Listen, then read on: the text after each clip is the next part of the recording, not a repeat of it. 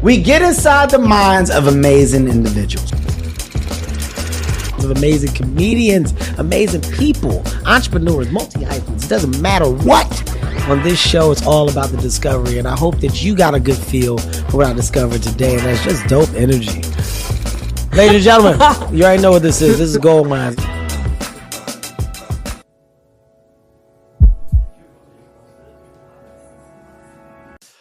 What up, world? I want to say what up, what up, what up. And I'm coming at you with a nice little piece of energy today because I'm in a good mood. Why am I in a good mood? Well, it's because it's Gold Mines. And I'm in a good mood when I do Gold Mines because I'm in a position to get some gold and give some gold. How do we do that? We do that by talking to amazing individuals, personnel, people, talent, creatives. I can go down the goddamn list. It all happens here on Gold Mines, and today's show will be no different. Another amazing mind we have, another creative mind, and I get to dig on this one. I get to dig, guys. I'm talking about a writer, director.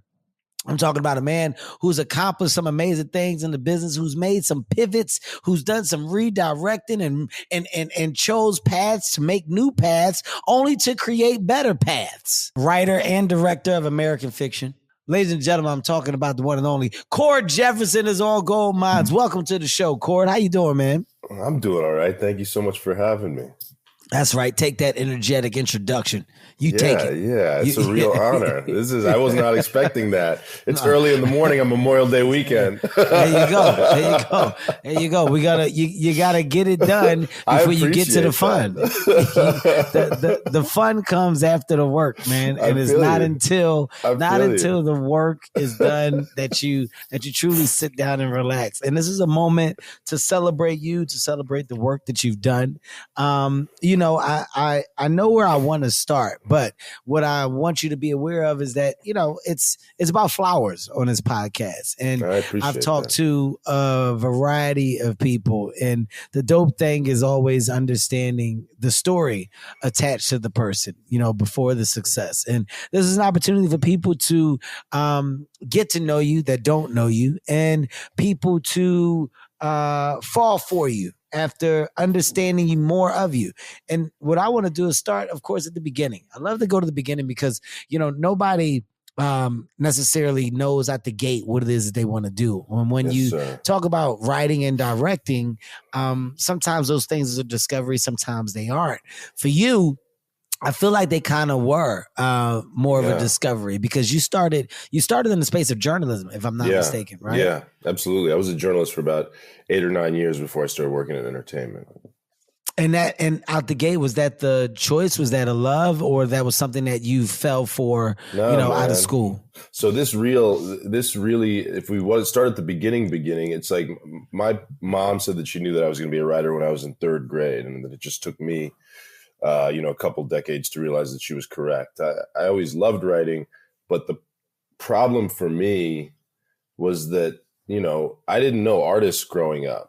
I knew people who played in bar bands on the weekend, and I knew people who painted as a hobby, but I didn't know anybody who made money from creativity. And so I think when you don't meet those kinds of people when you're younger, that it starts to feel like that's not for you. Like that life path is for people who live in New York and Los Angeles and Paris. And I was from Tucson, Arizona, and I didn't know anybody like that. And so it took me forever to realize that I could actually make a living from writing. And so journalism to me was a good place to start because it felt like it was a professional career. It felt like I could tell my parents what I was doing and that they could tell their friends what I was doing, and it wouldn't sound so crazy. So journalism was just kind of me pussyfooting around the idea that maybe I could make money from writing. And so I did that for about 8 or 9 years before I fully kind of leapt into the deep end and said, actually, I'm going to go full on and try screenwriting as well.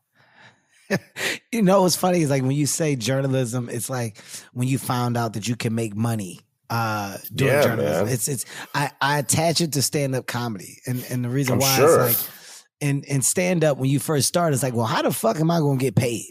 right? Like where's the money come from, or when does it come in? Because everything is pretty much an opportunity. Everything is like, well, I'm doing this to hopefully get seen so that I can then do, or so that I can then become.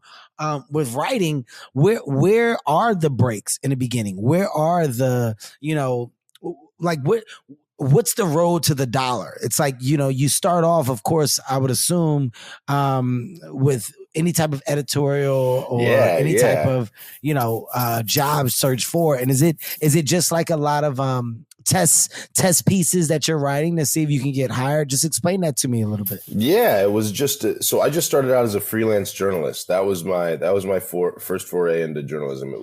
I had a day job. I was working at a very small nonprofit in Venice Beach, California, and that was my day job. And I really disliked it. I felt unfulfilled, and so every night I would come home and just write, and I would just write on my own, and I would write articles or essays or sort of whatever was moving me. And I wasn't writing them for anybody to be published. I was just writing them because I felt like I had to write them. And so one day at a party, I just met this guy who was a magazine editor of a music magazine. And he told me that he was looking for writers. And I said, I've always been interested in writing. Could I write something for you? And he said, absolutely. And so he paid me $50 for my first ever published article. I got $50. And we went from there. And so eventually I started doing enough freelance journalism that the amount of money that I was making so little money at my day job that it felt like I'd reached a point in my freelance journalism career where I was making around the same amount of money. And I was like, well, I'm making no money in my day job and I hate it. Why don't I try sort of like making no money at something that I'm enjoying? And so so I just quit my day job and I just decided to write full time. And it was like writing an article here and there for a music magazine and writing an article here and there for a different newspaper and then writing an article for a different music magazine and a website. And I slowly started cobbling together a career in writing, but it was like, I was making like $25,000 my first year doing it. Why the music, and why, like, was it that pretty much what was presenting itself, or was that kind of where your passion was at the point? No, man, that was what was presenting itself. I did anything. I did anything. I'm sure, like the way that you did as a comedian, I'm sure you played some wild spots. Like I'm sure that Absolutely. You played for no money. I'm sure you played like barbershops, like weird places. Yeah, exactly. And so I was doing the same shit. I was just like, I will write anything for anybody. You don't have to pay me. You can pay me $5. Like I will just do anything because you just need that. You need to sort of like have clips. So you have to have, it's like the way actors have reels. Journalists have clips. So you send out your clips to people and say like, here's my resume. Here's work that I've done. But then B, you just need like reps in the gym. Like you just have to shoot, you just have to sort of like get better at it and sort of like start to understand the technique more and start to understand the craft more and just start to feel better as you do it and start to find your voice. That's also what you're doing the entire time you're writing, is finding what your voice is as a writer and find out what kind of artist you want to be. So I was just doing that for everybody. I was doing the free writing for exposure thing like that. Mm-hmm. I fully enveloped myself in that. And like, yeah, it's embarrassing and it's you certainly end up writing stuff that you don't want to write and you work for people that you don't want to work for. But overall, sort of it's what really helped me get on my feet when it came to being a professional. I would even remove the word embarrassing, right? I don't think attaching the word embarrassing to it is fair, because to your point that you just made, you just said like you're building a resume. More importantly, you're getting your legs, you're getting your voice, and you're getting your reps in. What would you say at that point, right? Although it's like you said, you're coming up probably with like $25,000 a year when it's all said and done at that point. What acted as your big breakthrough in journalism? Was there a moment where it was like, oh shit? Like, did you have oh shit, wait, this is going to get better or be better? Or was it kind of like a pretty even kill for you? Like just a street with not too many peaks, hills, and valleys, just kind of one level? No. It just, you slowly start to see that, all of a sudden it's like, you're not out there hustling anymore. All of a sudden people are emailing you and asking you to write for them. Like, right? Like, so all of a sudden that happens. It's just sort of like a slow progressive build. And so all of a sudden it's like, oh, okay, they're asking me now.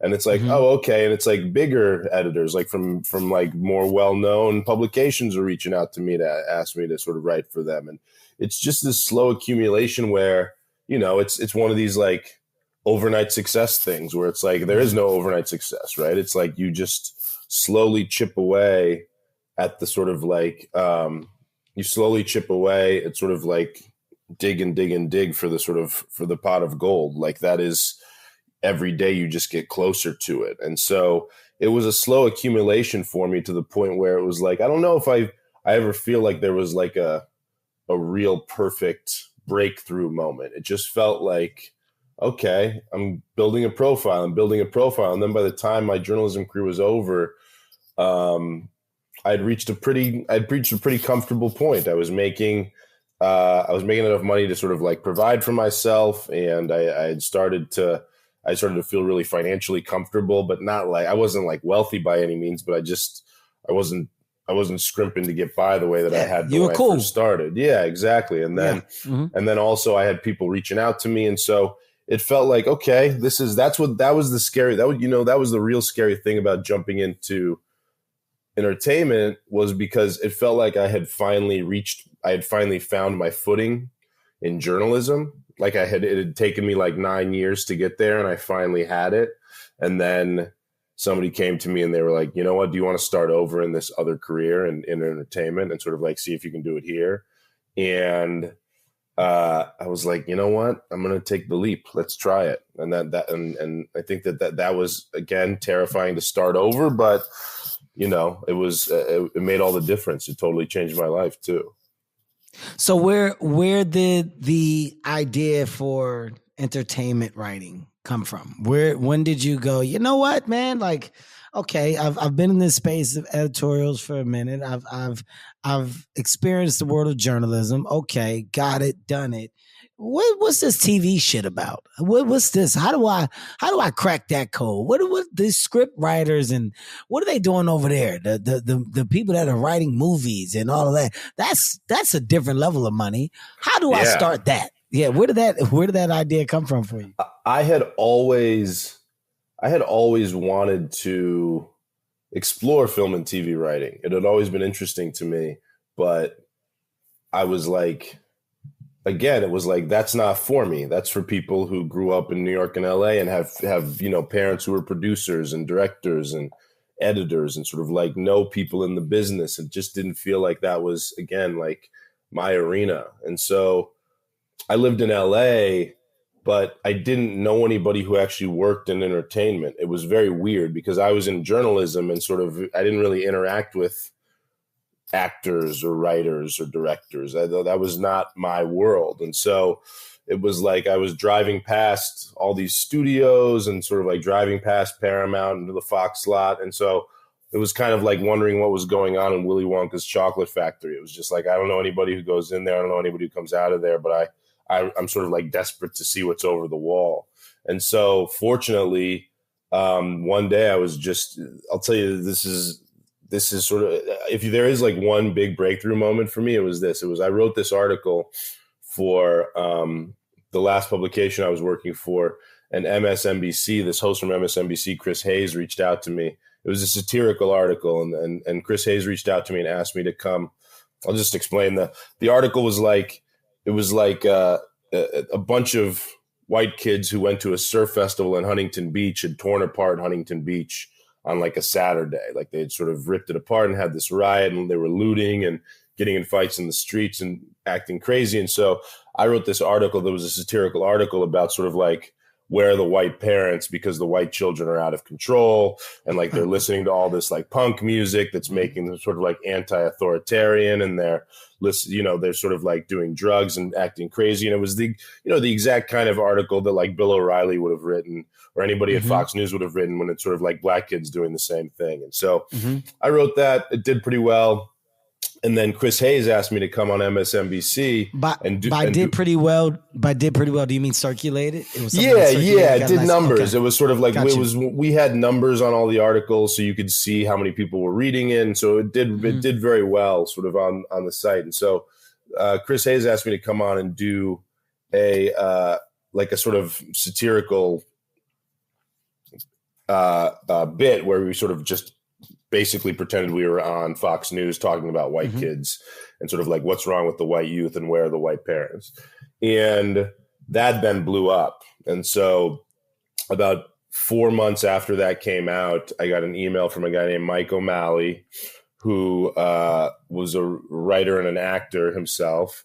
And he said, listen, I saw that thing you did on Chris Hayes, and I wonder if you'd come in and work on this TV show that I'm creating called Survivor's Remorse. And so Survivor's Remorse was my first ever TV show based loosely on LeBron's life. LeBron James was an executive producer. And so that was my first TV show. And the way that I got it was because he saw me do that MSNBC thing. And I almost didn't do that MSNBC thing because I was tired and thought that I needed a haircut. And I almost said no. And I still think about that. I think that is sort of something that I think about all the time, is just saying yes. When you're early in your career, just saying yes to stuff that seems crazy or that you don't want to do, just saying yes as much as possible to new opportunities, because those are sort of like the moments when I really do think big breakthroughs can happen. And that was my big breakthrough, was I said yes to this weird opportunity. And like the person who would eventually, because I hadn't written a script at all like that. Like I hadn't written anything before. That was just me doing my job and somebody seeing it just by chance and asking me to come right on a TV show. So it's so crazy and random, but at the same time, like, no, man, it changed my life. That's how the opportunity. Yes, like that's how the opportunities happen. That's how exactly. They come. Like you have no idea when you go perform if who's going to be in the audience, right? No. Like it's like on that specific night.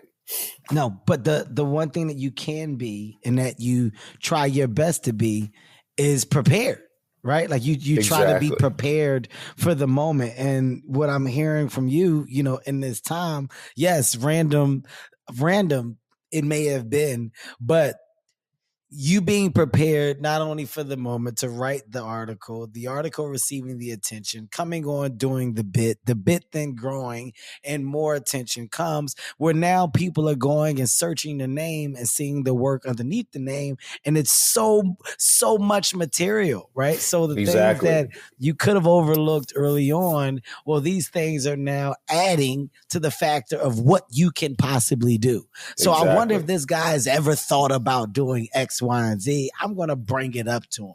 And the suggestion then springboards into so much more. This is great. I love it. Okay, so keep going. So at this point, all right, fuck. Things are turning. Go ahead. It was crazy. It was my first ever TV show. I was making, and it was a scary jump because I was making more money than I'd ever made in my life as a journalist right then. I was, like I said, I was finally feeling stable and comfortable. And I went to my boss and I was like, listen, could I go do this TV show? Because the TV show, the project was only 13 weeks. They were guaranteeing me 13 weeks on the first season. And so it was 3 months of work and then there was going to be nothing. And so I went to my boss and I said, could I just go do this and come back? Because I'm not sure if I can get another job after that. And he was like, sorry, if you want it, you're going to have to quit. And so I quit my job and I was getting paid less. I was getting paid less money writing for television than I was getting paid at my other job because I wasn't even allowed to be in the Writers Guild yet. So they were paying me what was called a neophyte rate. Mm-hmm. So I was taking a pay cut. I was only guaranteed 13 weeks of work, but I just said, fuck it. I was like, there's something out there. Let's try it. Let's see if we can do this. And you can come back to journalism if you need to. And so I just took the leap, and it was, writing up until that point had been such a solitary exercise for me. It was something I'd done alone with my computer, and all of a sudden to be in a room with other writers, and you're not just collaborating with other writers, but you're collaborating with directors and actors and costume designers. And I realized that to me is the most fun about the work that I do now is just sort of the collaboration and working with really smart people and funny people and people you respect. That is, it's like the most fun group project that I used to hate group projects in school. But sort of like this is a group project now that I really like, because it's like in school, you can't pick your partners. It's just like you get assigned and you're like, fuck, I hate that guy. But this one, it's like, you're able to sort of build the community that you want to be in, and you're able to work with the people you want to work with. And that's sort of like, it exposed a whole new world of creativity to me. And so as I did it, and I did it for 13 weeks, and then the job was over, but I was like, I love this and I want to keep doing it. But then I didn't get another job for 8 months. I went without work for 8 months after that. I thought for sure, like, well, here it is. I'm on rails. I'm going to get a second job. No, because my manager, I finally got a manager, and he was like, the first job is the hardest. Don't worry about it. You got your first job really easily, so don't worry. The second job's going to be there. And then the second job, I was like, really? I finally emailed him. I had like a real terrifying come to Jesus meeting one day where it was like, I was getting kicked out of my apartment because somebody had bought the building. It was hot. LA was in a heat wave. I hadn't worked for 8 months, and I was just slowly eating into all this money that I'd saved up to keep sort of like a nest egg for myself. And so I finally emailed my manager, and I was like, yo, you need to tell me if this is actually worth my time, because I'm not like a rich kid. I can't go ask my parents for money. Like, I need to work. It's been almost a year and I haven't worked. And so I was like, I don't begrudge you convincing me to do this, but I think I need to go back to journalism at this point. I had a good time. I had a good run. It was fun, but I think I'm headed back to journalism. And he emailed me back, within like a couple hours, and was like, listen, I understand your frustration, but I think we're close to something. I think we're close to a job. Just please give me like another month. And if nothing happens after another month, we can reassess. And so I said, okay. And within 2 weeks, I went and met with Larry Wilmore. Like 2 weeks after that, I went and met with Larry Wilmore when he was shooting his last episode of Blackish. And then he was going to take the job as the host of this show called The Nightly Show in New York. And so I went and met with him, and I was the first writer that he hired for that show. And so I moved to New York at the end of 2014. A life full of jumps. I mean, man, you gotta. So far, I just want to say we're on our third jump. We're on our third, fuck it, I'm gonna do it. You gotta. The first one, you had a job, you weren't the job, you're like, I'm not making money with this shit. You know what? I might as well just go ahead. I'm gonna go ahead and try this journalism shit. I'm just gonna do it. All right, fuck it. You did it. Then after that and doing that, you know what, man? This opportunity presented itself. It's 13 weeks. But after that, I don't know what's going to happen. But I feel like I can find another job in journalism because I did it before. I'm confident in my ability over there. But I don't know. Let's see where this can take me. Fuck it. Then after that, okay, man, God damn it, Larry talked to me. He said he wants to be in New York.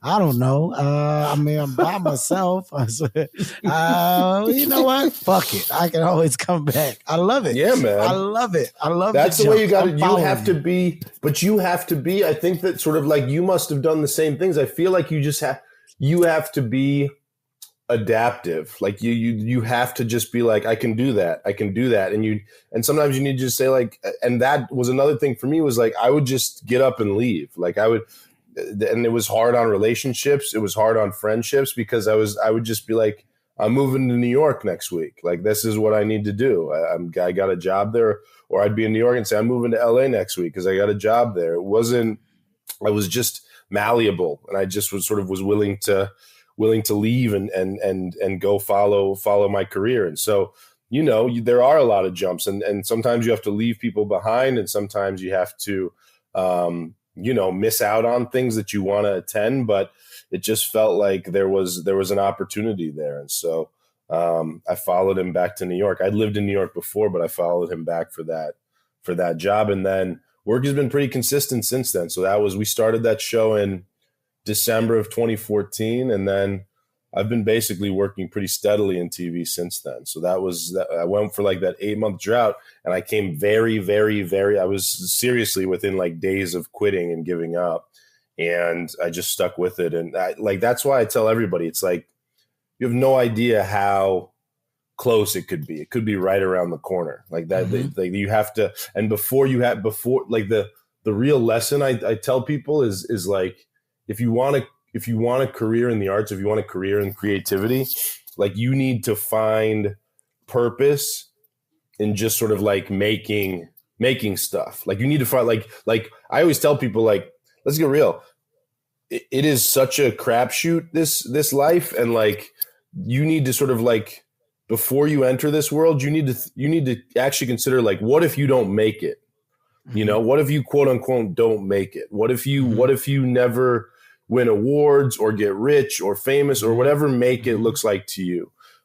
Is it still valuable to you to do the thing? Like I said, like I would come home from my day job and just write just because I needed to do it, you know, just because I love to do it.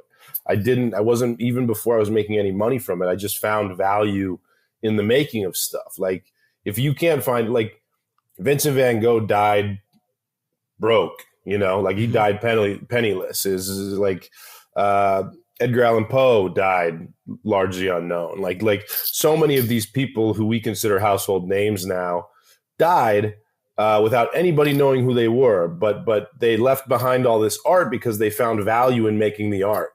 You know, they weren't looking for like, I need to make it and make money and be rich. They didn't quit because they weren't getting rich off the thing.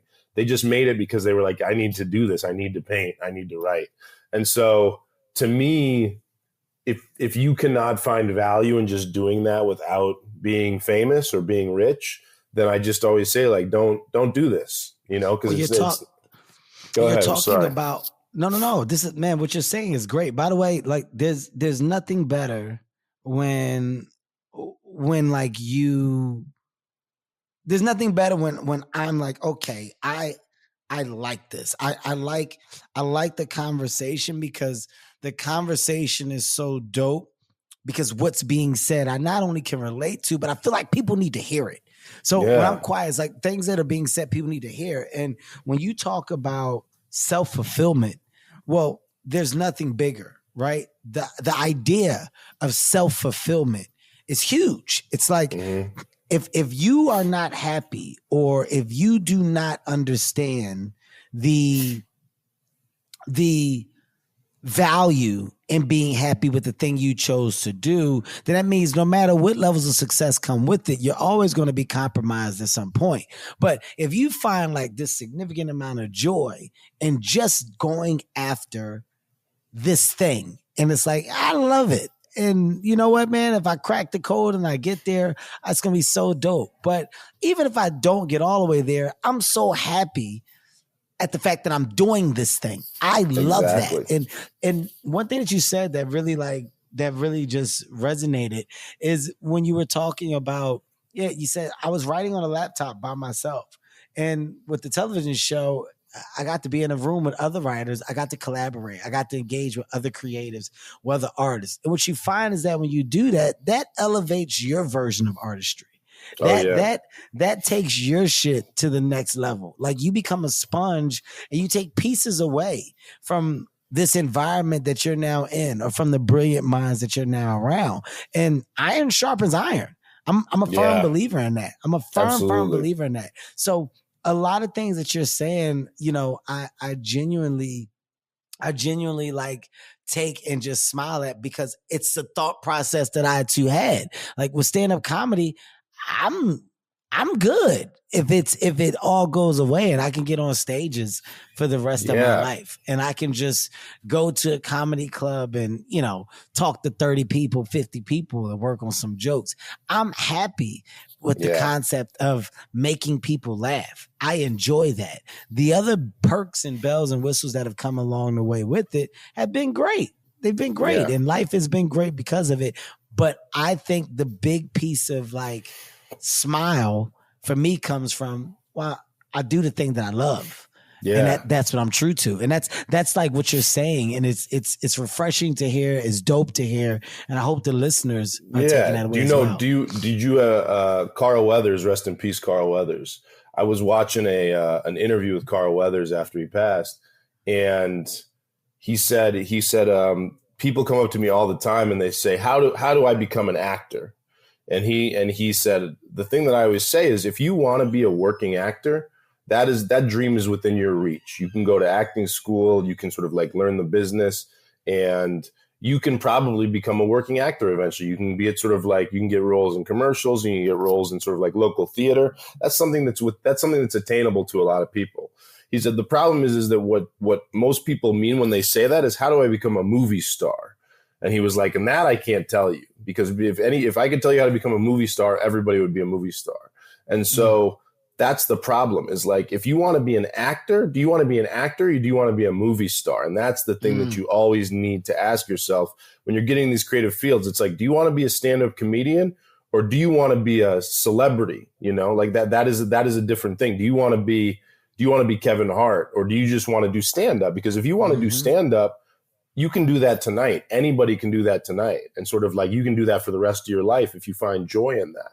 But if what you're looking for is like, well, I think I just want to be rich and famous, then it's like, there's other easier ways to do that. Go to a business school and be a finance guy. Like, that's how you can be rich with this sort of, there's a much clearer path to become rich than what we do. Because what we do is like, it's like I said, it's a crapshoot, man. It's a gamble for everybody. And so if you are not willing to step into it and say like, there's a chance I'm going to do this for 40 years and I'm still going to be broke and nobody's going to know my work, then if you're not okay with that, then don't do it. It's gems. Gems are being dropped, and I hope you guys as listeners are picking them up, man. All right, Cord, on this show, we do something where I fire some rapid fire questions. Don't give them too much thought. Think about not thinking and just give the best answer that you possibly can. You ready? Okay. Yep. First career mistake that you immediately knew was a mistake. Writing a script that I felt like people wanted, about sort of things that I felt like would be marketable and sellable, but didn't have any actual relevance to my life. Like I love it. I feel like that when you get in here, you're just like, well, what do people want to buy? And so I wrote this whole TV show about a veteran from Iraq, an Iraqi veteran. And I was like, I don't know shit about this, but I was like, I think it seems like people are probably interested in this, and he's an anti-hero and he's fucked up. And so I wrote that, and it was a disaster. So I think that it's just always write what's personal to you, never write what you think people want to read. All right, best piece of advice that you got from someone that you didn't want to hear it from. Ooh, one of the worst guys that I ever worked with said a thing that I think about all the time, and he said that discipline is a talent. He said never forget that discipline is a talent as well. He said, if yes, some people have writing talent, but if you have writing talent and you can't bring yourself to sit down and write a script, then it doesn't matter at all. So the discipline and sort of like being able to actually do the work, that's a talent as well, and never forget that. Great. All right, what album is a soundtrack to your life?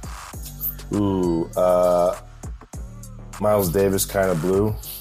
Great. That is my dad used to put headphones on my mom's belly when I was in the womb and play that album for me. And so he always used to say that when I was a baby, just playing that record would calm me.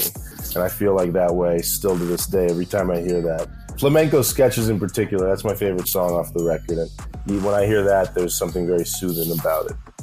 I mean, goddamn, that's like, you get pissed off because I don't think I have any stories like that. I don't think my dad played anything. There were no stories about it. I don't think they gave you shit. They didn't give you shit when I was in there.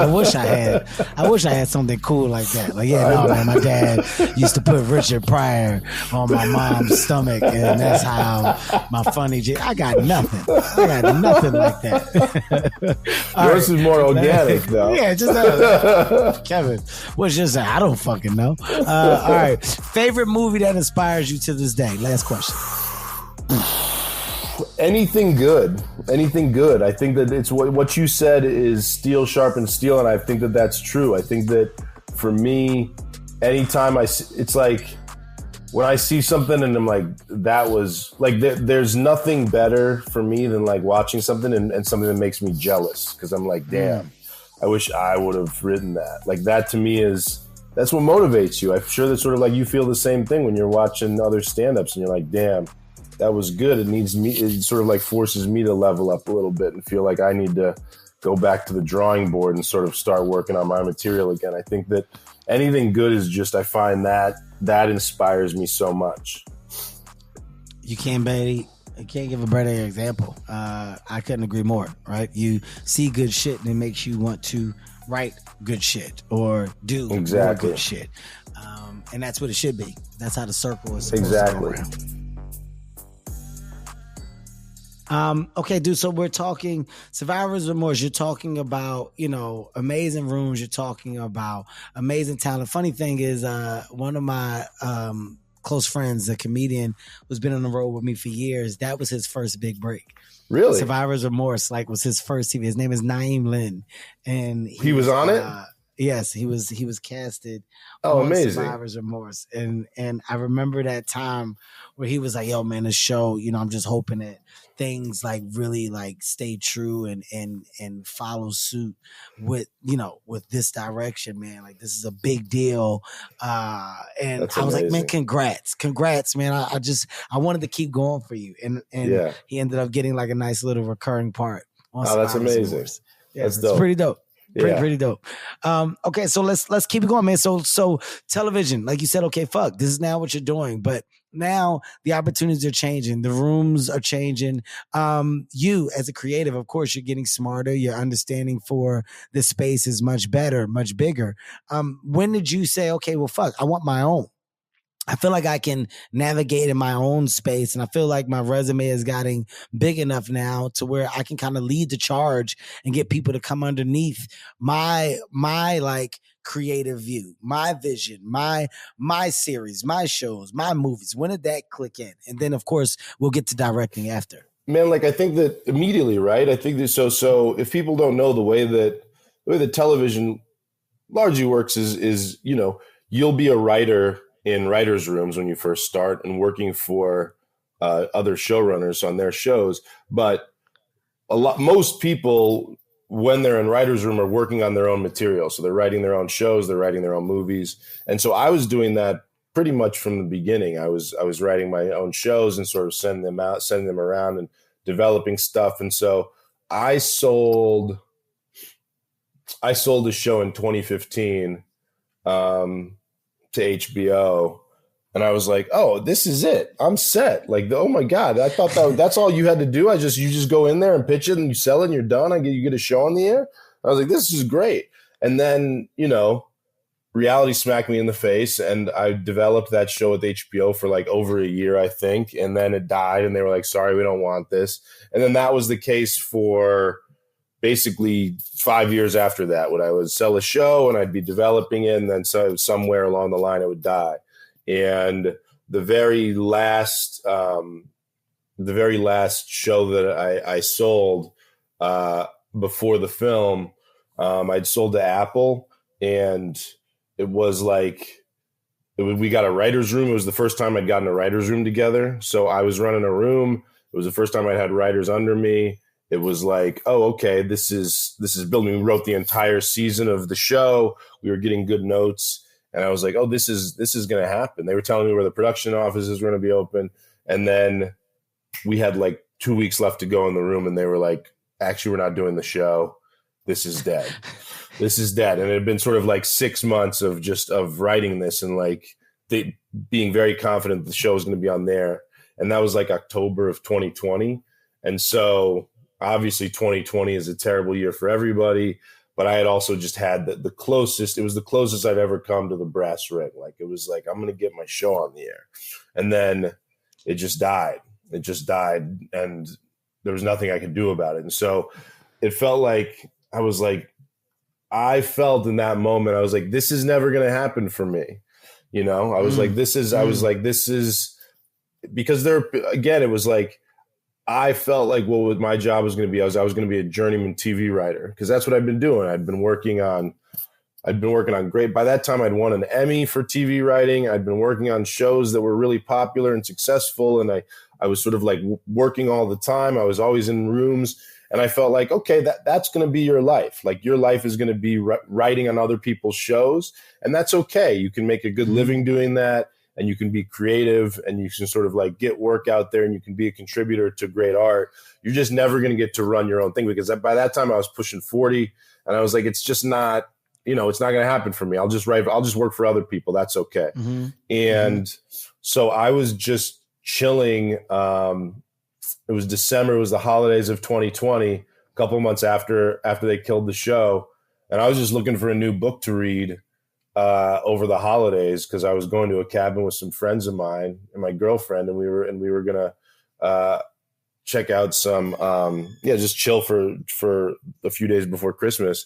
And I bought this book to read, and I fell in love with it instantly. Like, it was like within 50 pages, I was like, wait a minute, this book is incredible. It feels like this book was written for me. I just relate to it so much. And within 100 pages, I'd written to my manager, and I was like, yo, I think I found a book that I might want to try to adapt into a film. Like, I don't know if we can do it, but I think that this is a book that I want to try to make into a movie. And so by the time that I was done with it, I was just dead set. It was like the creative winds were back in my sails. It's like something is always around the corner. Like, it's if you whenever you have a failure, like, it's just always remember something is right around the corner. And the reality is that had that show gone, had I been making that show, there's no way I would have had the time to find and read this book. Like, I wouldn't have been reading for fun. I would have been working on the show that I was working on. I would have never decided to pick up this novel. And so the fact that I wasn't working on the show, the fact that the show got killed, is what really was sort of like the turning point that changed my life again. I love like your POV, just like your outlook is, it's like, it's not going to be that bad. Things will always get better. And, when there's a moment of a down, the up will present itself again. It's like, that positive outlook on life, or that approach to understanding, right? How things can and will be okay. It's something that a lot of people struggle with. And a lot of people can't grasp that level set for you. And just hearing you talk, man, you talk with such ease, and your mindset seems so strong, especially in this space, right? Of how we're talking and what we're talking, just about, fuck it. I'm going to do it. I'm going to try it. And if it works, great. If it doesn't, it'll be okay. I love doing this. I'm going to do the thing I love, and nothing else matters. Where was that your parents installing that in you, or instilling that in you early on? Or is that like just from life? Like, is life just life? Where do you think you got that from? That is absolutely my parents. It's just, there was never like, it was very much like my parents very much made it clear to me. They were like, your life is your life. And I read that, I don't have children myself, but I read this article that said the number one skill that you can teach children to sort of like, not ensure success, but sort of like the most valuable skill you can give children, sort of like to help them have a successful life, is the understanding that like life is not happening to them.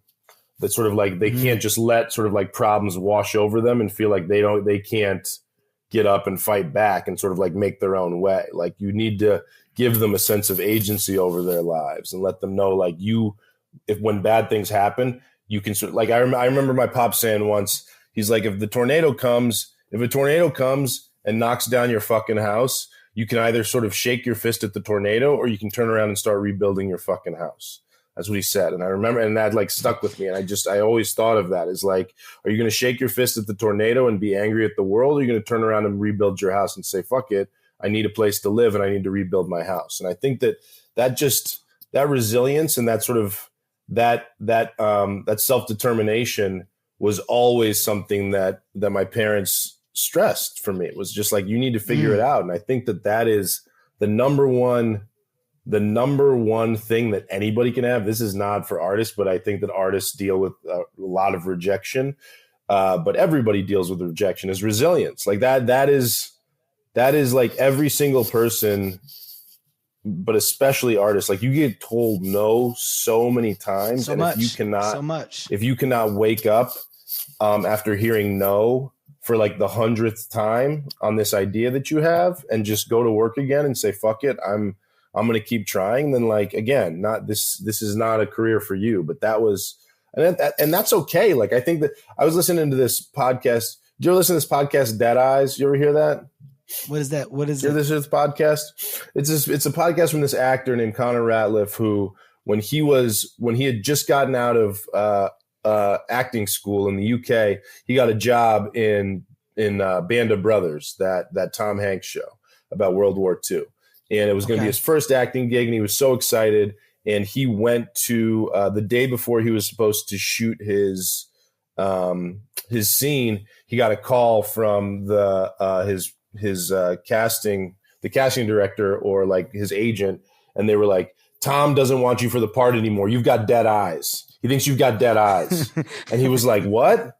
Tom Hanks thinks I have dead eyes? And so they were like, you have to come re-audition. And it was like, it broke his heart, because it's like America's Dad telling him that like his eyes are dead, and he thought he had this part. And so he went and re-auditioned for him, and then he lost the role. They fired him. They were like, sorry, Tom doesn't like you. Like, he thinks you have dead eyes. And the dude quit acting for 13 years. He was like, it rattled my confidence so much that I quit acting for 13 years, like right after I got out of acting school. And so he finally interviews Tom Hanks, like the last episode of the podcast. I don't want to spoil it, but he finally gets Tom Hanks on the podcast to talk to him about sort of like his sort of shaken confidence and failure in Hollywood. And Tom Hanks said, he was like, the number one thing is just like he's like, I still get told no. He's like, I'm Tom Hanks and I still get told no. Like, my things that I want to make still don't go my way. I fail. I sort of like don't get movies made that I want to get made. Like, I don't get parts that I wanted. Like, these are things that still happen to me. And so he's like, you have to have resilience. Like, that is the only, if you have nothing else, if you have no inherent talent, if you have no sort of like luck, like the number one thing that you need, like those things help, but the number one thing you need to have is just to be able to get up and go again. Just get up and go again. You have to be able to do that. And the greatest thing about our jobs is, I always tell young people, like, we are not athletes. We don't need to do our best work by the time we're 30 before our knees give out and like we can't throw anymore, right? Like that's like what athletes need to worry about. So like this idea that you need to pop off by the time you're 26 or 27, it's like, no, man, you don't play for the Lakers. Like you have time. And in fact, your work is going to get better, because the more that you live, the smarter you're going to get. The more work you're going to see, the more movies you're going to watch, the more books you're going to read, and you are going to get better as you get older. So in fact, like, it's okay if you don't pop when you're 25, because you have the rest of your life to work on your craft, like that, you can do that. And so just take the time, get better, and just keep going at it. Keep waking up and going at it. I have to highlight what you just said, because, it's funny, not name dropping, of course, but I mean, by this time, the world knows and the fans know I have some great relationships. So, when me and Dave Chappelle talk, our conversations at times get a little deep. And there's one time where Dave, Chris Rock, myself, Chappelle. So we're talking and we're having this conversation. We're like, hey man, it's kind of scary. But Dave goes, I feel like I can do this forever, because I feel like I just now reached my prime.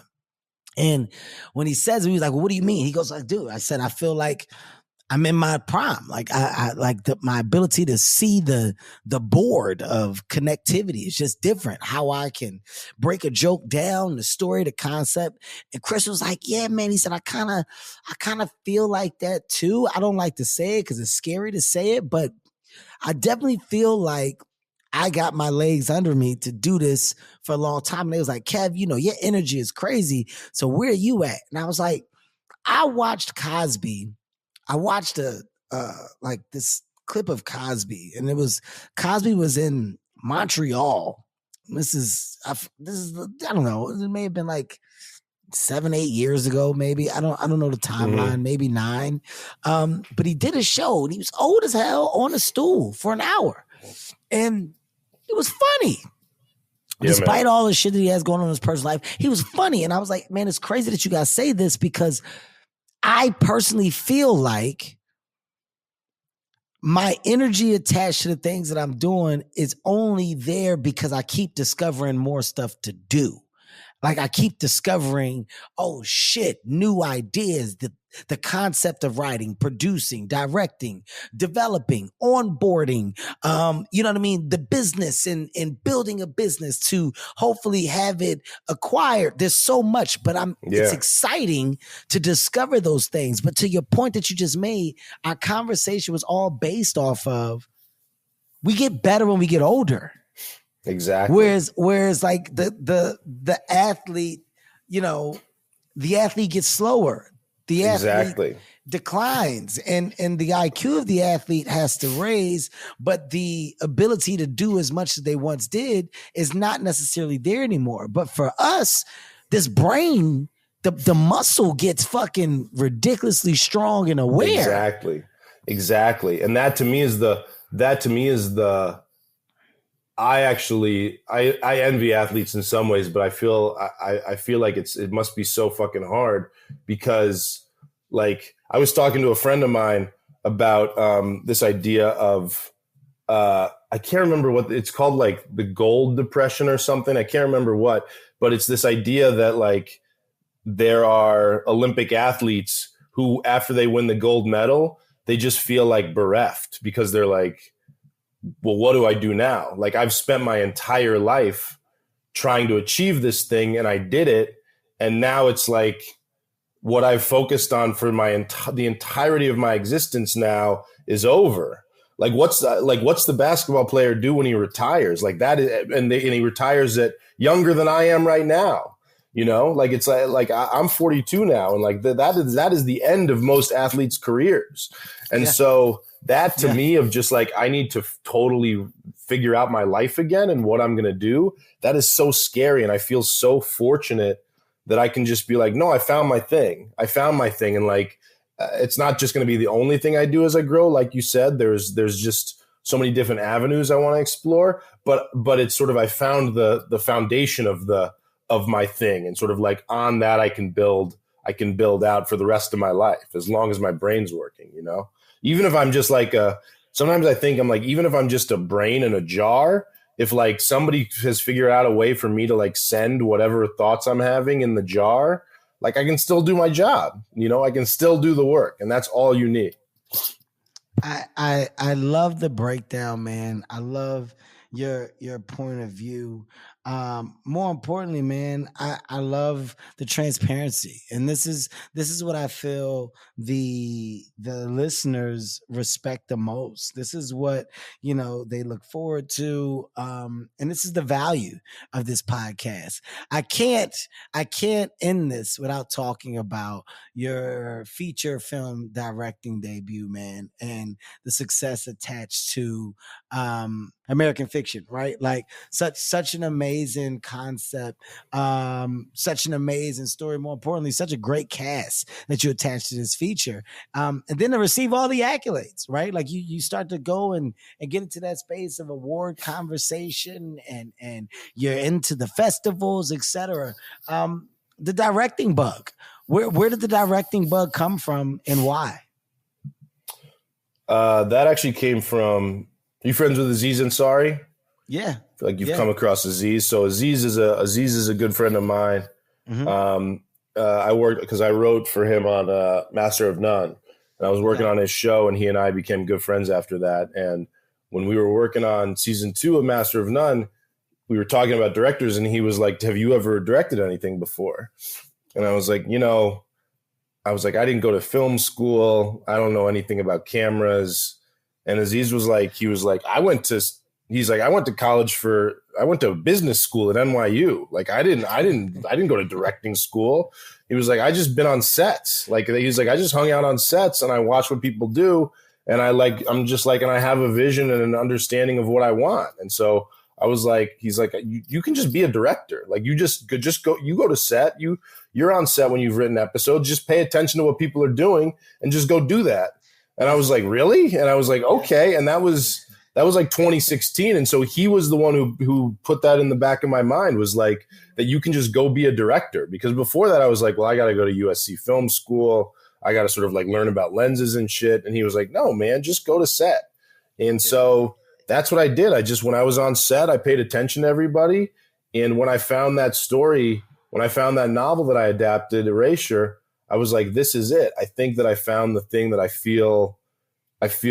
wanted to find a story that I felt like I knew so deeply in my soul and bones, that I felt like even if I go to set and I don't know anything about cameras and I don't know anything about lighting, what I do know is story. And I know these characters. Like, I know these characters on a real personal level. And I know this story on a real personal level. And so that could be my roadmap, even if I don't know shit else about anything that goes on a film set, felt that. And so it gave me the confidence and sort of the bravery to take the leap again. I love it, man. And what Aziz told you, that's the best school ever. The guerrilla school of understanding. I mean, that's how I grasped and learned it all, by just being the fly on the wall, being the sponge, being the guy that was present for all the conversations that was happening around me that at one point I ignored. When you hear the director and the DP talking, when you hear the director talking to the writers, when you hear the writers talking to the cats, like all of these conversations are conversations where you would kind of just let them pass you by. Whereas if you just took the time to actually sit and be present for a second, you would understand that you're in the best school possible. And within that discovery, that's when everything else starts to open up. You get that beautiful mind moment where you're like, oh shit, I get it. It. I see it. I can do it. You've made a public statement before referencing imposter syndrome and what it is, or what it could be, what it could do. I just want some more context on that, because I know, after the Oscar win, that's a moment where you felt like this kind of came into play. Just for our audience that may not be aware, how could you provide some context and clarity for it? Yeah, man. I was talking with Ryan Coogler about imposter syndrome. Ryan Coogler and I sort of did an interview together for Interview Magazine, and we were just talking about how no matter what, this was before the Oscar, it was like no matter what level we reach in our careers, you still sometimes look around and you're like, wait, I don't belong here. I'm tricking everybody. Like, this is one day people are going to find me out and realize that, like, I'm not deserving of all this. And like, that's always with me. There was a part of me at the Oscars where I was like, did people really like, I'm standing there holding an Oscar award and I'm like, I wonder if this is like, people are like scamming me. Like, are they tricking me? Is this a joke? Like, people, did they just give me this Oscar to make fun of me? Like, there is always this nagging part of me, because again, like, you just get so used to the rejection. Like, at least I did. I got so used to the rejection that to now be standing there holding an Oscar is like, wait a minute, no, they're going to recount this and there's going to be like a moonlight thing and they're going to come on stage and take it from me. It felt fake. And it feels like there's a part of me, at least, that is like, you don't belong here. They're going to find out that you don't belong here. And so, yeah, like, that is just something that I've always needed to push through is you always, again, it's just resilience. You always need to sort of just push past that fear. I think that, for me, if there's any piece of advice that I have for people is like that the best thing, the number one creative choice that has sort of like helped my life has been like, there's always been something good on the other side of fear. So every time that I've been afraid that I'm like, I'm not up to this, I don't feel like I have the skills necessary to do this, people aren't going to like this. Every time I've sort of like had those fears and then just said, fuck it, I'm going to push through them anyway and do this thing. All of the sort of like best moments of my life are on the other side of that fear. So it's still there. It'll always be there, but I just got to move past it. Dude, Corey, I got to be honest with you, man. Like, you know, these conversations are always great because you don't know what to expect. And the one thing that I just guarantee is like whoever I'm talking to, it's in my best interest to get the best version of a conversation from them, to be real, to be authentic. And you are everything plus more, right? I appreciate it, man. Your journey, your road, how you have gotten to where you now are is super dope. And I hope the listeners really like resonated with a lot of stuff that you said. And the biggest thing that you really highlighted was just the ability to like, okay, like if things don't happen, it's fine, but just know and have faith that they eventually will. And you're not having faith because you're a sitting duck. You're having the faith because you're someone that's willing to do the work and that you're willing to go and put the best foot forward. And when you do that, 9 times out of 10, you'll always get to the point of a reward at some point in time. And you, my friend, are living proof that that concept is real. I thank you. Man. Thank you for taking the time. I appreciate it's a true the honor, conversation. Man. True honor. And I'm such a fan of yours. To meet you in person, as am I, man. I've seen you. We've been in a couple of the same rooms, but I've never known you, so I don't want to annoy people. And so next time we're in the same room, I'm gonna come up and say hello. Please, and it's not annoying me, but please, man, it would be a pleasure to get some FaceTime with you, especially after this conversation. Thanks, brother. I thank you, and I want you to enjoy your weekend now. We got the work out the way. You too, man. Right now, thank you so much. Go have a good one. Yeah, you too, man. I'm going to the pool. There you go. Ladies and gentlemen, this is Gold Minds. You know what we do here. We get inside the minds of amazing individuals, and today was no different. We talked to a creative mind, a great mind, and a mind that you definitely will hear more from. Corey Jefferson. We got down, man. This is Gold Minds. I'll see you next time. Peace.